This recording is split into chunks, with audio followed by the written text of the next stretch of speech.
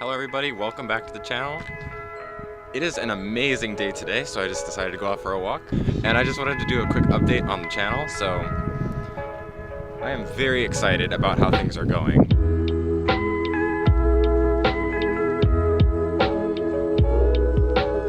We're quickly approaching 1,000 subscribers, which is a huge milestone for me. I never thought that I would even get this far. I thought that 1,000 subscribers even was unattainable. I'm expecting to do a cool 1,000 subscriber special video in the near future, but I am looking for ideas for that. So if you have any suggestions, please let me know. But the main focus of today is going to be a recent contest that I entered on a channel that you may have already seen, Andrew Huang. And he is one of the artists on YouTube that I highly respect. And he decided that he was going to make this cool synth poppy track and then open it up to a remix contest. And of course, me being me, can't resist. So I decided to have my own go at it. And so I came up with this awesome liquid drum and bass track. And I think it sounded really awesome. So here's a quick preview of what that sounded like. No matter who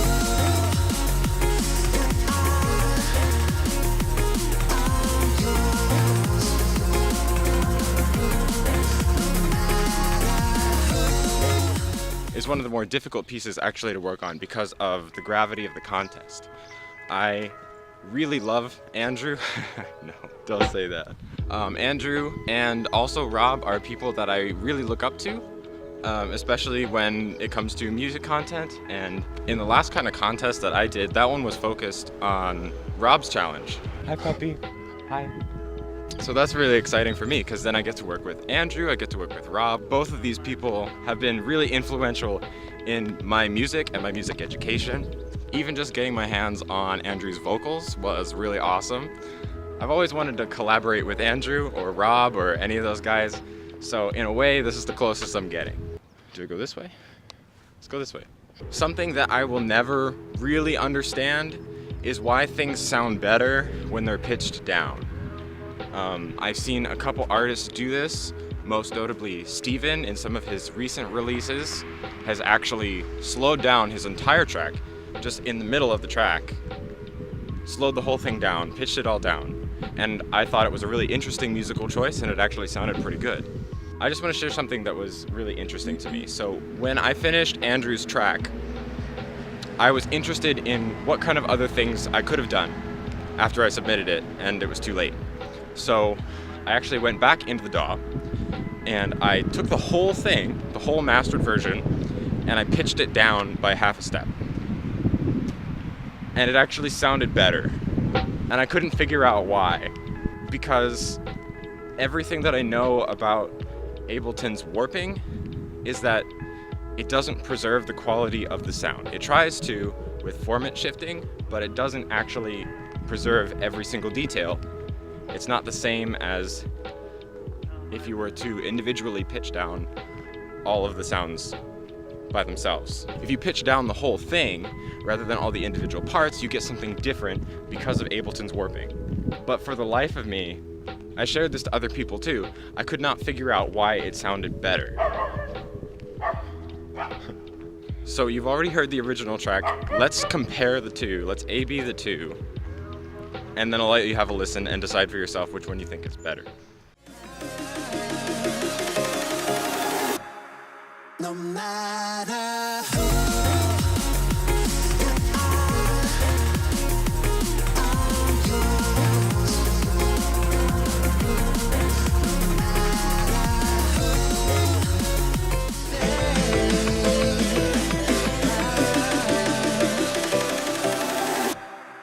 no matter who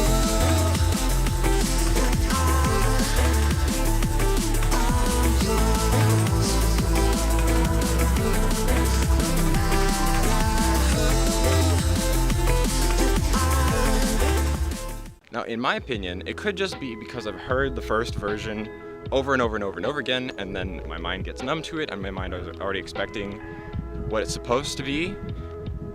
So in that way, it's not as impactful and it doesn't sound as interesting.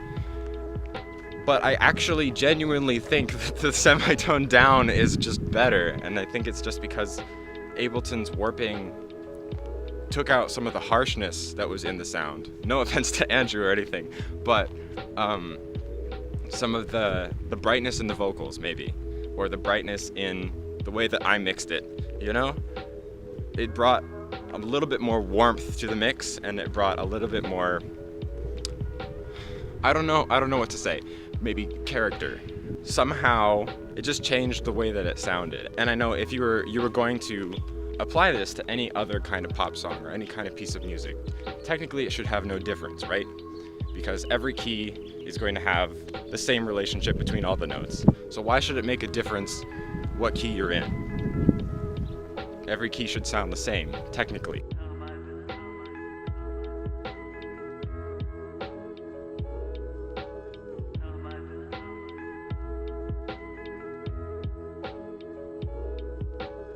God, it's super windy. I don't want to talk when it's windy. So I've talked a little bit about why I think that it sounded better, but I didn't really justify it at all. So I think going into a little bit more detail about that has to do with how Ableton time stretched the audio, and then I played it back at exactly the same speed as the original.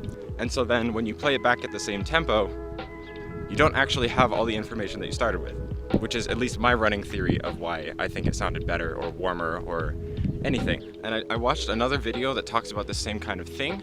I don't remember his name right now, but I will definitely give credits in the video. He goes and talks about sampling a piano and how when you're sampling a piano, you would think that more detail would make the piano sound better, right? Because more detail and more samples of keys played at different velocities will then give you a more realistic version of that instrument.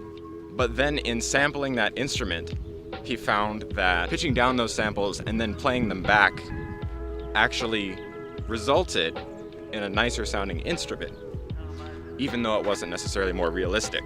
So I think that problem is actually really similar to this Andrew Huang problem, where you can pitch down the song, the entire song, by about half a semitone, by one semitone, and it will actually make it sound better by taking out some of that detail and the harshness that is in the mix that maybe I could have removed if I did some better processing or something like that. There are some tracks in which you can pitch down the vocals really far and it sounds good, and you like that. But the same is not necessarily true for all tracks. Sometimes they sound good and sometimes they don't. And the difference between that is just how the person decided to use that sound in their mix, right? I think pitching down the vocals was an interesting stylistic choice that actually made the mix sound better by adding warmth and by reducing some of the harshness that was in the mix to begin with. Not necessarily something you should do all the time, especially if you have someone with a lower voice, you know?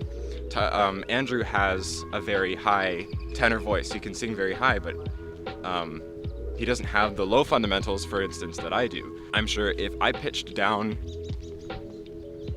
Oh, I also want to talk about the fact that the genre of the track really influences how you should mix to it. Because I chose to do a liquid drum and bass track, then the drums can be, you know, like cool and fast and punchy, but at the same time, the whole mix has to be very smooth and level.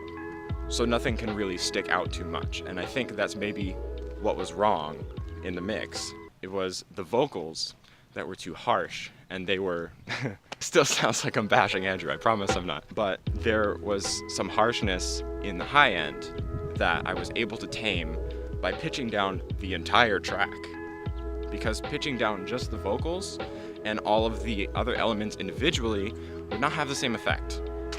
It would not reduce the harshness that was actually in the mix and not necessarily in the parts themselves. Actually, I just thought of something. Do you guys remember there was a video that came out a long time ago of the Windows shutdown sound? And it was slowed down to like 24 hours or something like that. But it actually sounded really good.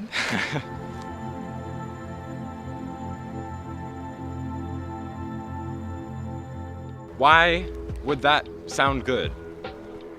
Why would that sound better? Why does it sound like a cool ambient track? Maybe the people at Microsoft were just musical geniuses, you know? That's a possibility.